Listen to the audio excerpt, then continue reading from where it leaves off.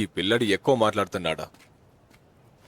చిన్న పిల్లవాడు తన జీవితంలో ఏదో పెద్ద పని చేయాలని చూస్తున్నాడా? ఎందుకంటే నేను చిన్నపిల్లాన్ని, ఎందుకంటే నేను వీక్గా ఉన్నాను. ఇప్పుడు నేను దీన్ని ఫినిష్ చేయాల్సిందే.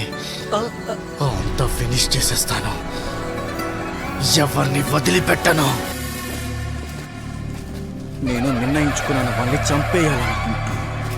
నేను వాళ్ళందరినీ చంపే వరకు అస్సలు ఆగను. అలాగే నేను ఇది చేసి తీరుతాను.